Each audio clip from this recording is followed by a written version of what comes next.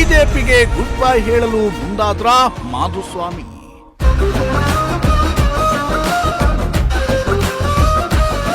ಕಾಂಗ್ರೆಸ್ ಮನೆಯೊಳಗೆ ಒಂದು ಕಾಲು ಇಟ್ಟೇ ಬಿಟ್ರ ಜೆಸಿಎಂ.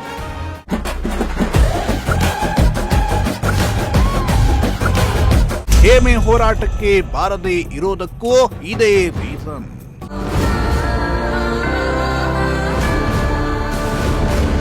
ಮಾಜಿ ಸಚಿವ ಚಿಕ್ಕನಾಯಕನಹಳ್ಳಿ ಕ್ಷೇತ್ರದ ಮಾಜಿ ಶಾಸಕ ಜೆಸಿ ಮಾಧುಸ್ವಾಮಿ ಕಳೆದ ವಿಧಾನಸಭಾ ಚುನಾವಣೆಯಲ್ಲಿ ಸೋತಿದ್ದು, ಅದಾದ ಬಳಿಕ ಲೋಕಸಭಾ ಟಿಕೆಟ್ಗಾಗಿ ಪಟ್ಟು ಹಿಡಿದದ್ದು, ಟಿಕೆಟ್ ಸಿಗದೇ ಇದ್ದಾಗ ಪಕ್ಷದ ವಿರುದ್ಧ ಬಹಿರಂಗವಾಗಿ ಅಸಮಾಧಾನ ಹೊರಹಾಕಿದ್ದು ಇದೆಲ್ಲವೂ ಕೂಡ ನಿಮಗೆ ಗೊತ್ತೇ ಇದೆ.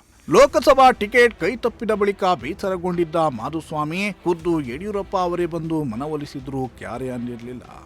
ಬಿಜೆಪಿ ಅಭ್ಯರ್ಥಿ ಸೋಮಣ್ಣನವರೇ ಮನೆಗೆ ಹೋಗಿ ಮನವಿ ಮಾಡಿಕೊಳ್ಳುವ ಪ್ರಯತ್ನ ಮಾಡಿದ್ರೋ ಜೆಸಿಎಂ ಅದಕ್ಕೂ ಸೊಪ್ಪು ಹಾಕಿರಲಿಲ್ಲ. ಎಲ್ಲೆಲ್ಲೂ ಪ್ರಚಾರದಲ್ಲಿ ಕಾಣಿಸಿಕೊಂಡಿರಲಿಲ್ಲ. ಇದೀಗ ಲೋಕಸಭಾ ಚುನಾವಣೆ ಮುಗಿದು ವರ್ಷವೇ ಕಳೆದು ಹೋಗಿದೆ. ಆದರೆ ಮಾಧುಸ್ವಾಮಿ ಮಾತ್ರ ಎಲ್ಲಿಯೂ ಪಕ್ಷದ ವೇದಿಕೆಗಳಲ್ಲಿ ಕಾಣಿಸಿಕೊಳ್ತಿಲ್ಲ. ಅಷ್ಟೇ ಅಲ್ಲ, ಜಿಲ್ಲೆಯಲ್ಲಿ ನೀರಿಗಾಗಿ ನಡೆಯುತ್ತಿರುವ ಹೇಮೆಯ ಹೋರಾಟದಲ್ಲಿಯೂ ಕಾಣಿಸಿಕೊಂಡಿಲ್ಲ. ಅದರ ಬಗ್ಗೆ ಧ್ವನಿ ಎತ್ತುವ ಕೆಲಸವನ್ನು ಮಾಡ್ತಾ ಇಲ್ಲ. ಹಾಗಿದ್ರೆ ಮಾಧುಸ್ವಾಮಿ ಮುಂದಿನ ನಡೆ ಏನು? ಹೇಮಾವತಿ ಎಕ್ಸ್‌ಪ್ರೆಸ್ ಲಿಂಕ್ ಕೆನಾಲ್ ವಿಚಾರವಾಗಿ ಜಿಲ್ಲೆಯ ಹಿರಿಯ ರಾಜಕಾರಣಿಯಾಗಿರುವ ಮಾಧುಸ್ವಾಮಿ ಅವರ ನಿಲುವೇನು ಅನ್ನೋದು ಎಲ್ಲರ ಕುತೂಹಲಕ್ಕೆ ಕಾರಣವಾಗಿತ್ತು.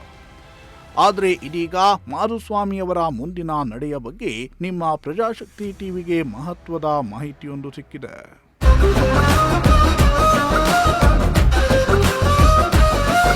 ಹೌದು, ಇಷ್ಟೆಲ್ಲ ಆದ ಮೇಲೂ ತಾನ್ಯಾಕೆ ಬಿಜೆಪಿಯಲ್ಲಿ ಇರಬೇಕು ಅನ್ನೋ ನಿರ್ಧಾರಕ್ಕೆ ಮಾಜಿ ಸಚಿವ ಜೆಸಿ ಮಾಧುಸ್ವಾಮಿ ಬಂದಿದ್ದಾರಂತೆ.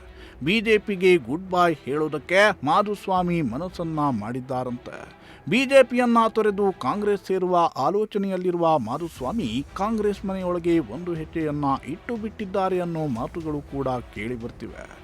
ಇದೇ ಕಾರಣದಿಂದಲೇ ಅವರು ಹೇಮಾವತಿ ವಿಚಾರವಾಗಿ ಏನನ್ನೂ ಮಾತನಾಡದಿರಲು ತೀರ್ಮಾನಿಸಿದ್ದಾರಂತೆ.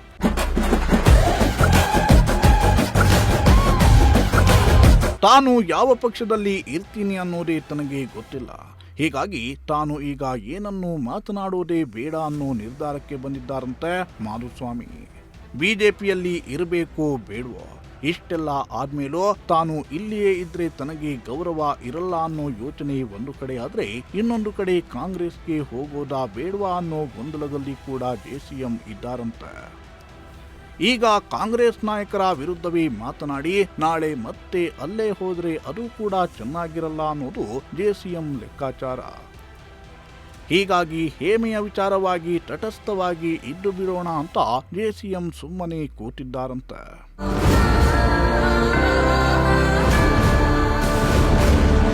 ಇನ್ನೊಂದೆಡೆ ಹೇಮೆ ಹೋರಾಟದ ವಿಚಾರವಾಗಿ ಹೇಮಾವತಿ ಹೋರಾಟಗಾರರು ಕೂಡ ಮಾಧುಸ್ವಾಮಿ ಅವರನ್ನ ಸಂಪರ್ಕಿಸಿದ್ರಂತೆ. ಆಗ ರಾಜಕೀಯೇತರವಾಗಿ ಹೋರಾಟ ಮಾಡುವುದಿದ್ದರೆ ಮಾತ್ರ ತಾನು ಬರ್ತೀನಿ ಅಂತ ಮಾಧುಸ್ವಾಮಿ ಅವರಿಗೆ ಹೇಳಿ ಕಳುಹಿಸಿದ್ರಂತೆ. ಆದರೆ ಮತ್ತೆ ಬಿಜೆಪಿ ನೇತೃತ್ವದಲ್ಲಿ ಹೋರಾಟ ನಡೆದ ಪರಿಣಾಮ ಮಾಧುಸ್ವಾಮಿ ಹೇಮೆ ಹೋರಾಟಕ್ಕೆ ಎಂಟ್ರಿ ಕೊಟ್ಟಿಲ್ವಂತೆ. ಮತ್ತೊಂದು ಕಡೆ ಬಿಜೆಪಿ ನೇತೃತ್ವದಲ್ಲಿಯೇ ಹೋರಾಟವನ್ನ ಮಾಡುವುದಾದ್ರೆ ಸೋಮಣ್ಣ ಅವರನ್ನು ಕರೆಸಿ ನಾನು ಬಂದು ನಿಲ್ಲುತ್ತೀನಿ ಅಂತ ಜೆಸಿಎಂ ಹೇಳಿದ್ರಂತೆ. ಜಿಲ್ಲೆಯ ಜನರ ಮತಗಳಿಂದ ಗೆದ್ದು ಕೇಂದ್ರ ಸಚಿವರಾಗಿರೋ ಸೋಮಣ್ಣ ಅವರೇ ಹೋರಾಟಕ್ಕೆ ಬಂದಿಲ್ಲ ಅಂದ್ರೆ ಮನೆಯಲ್ಲಿ ಕುಳಿತಿರೋ ನಾನ್ಯಾಕೆ ಹೋಗಲಿ ಅನ್ನೋದು ಮಾಧುಸ್ವಾಮಿ ಅವರ ವಾದವಂತೆ.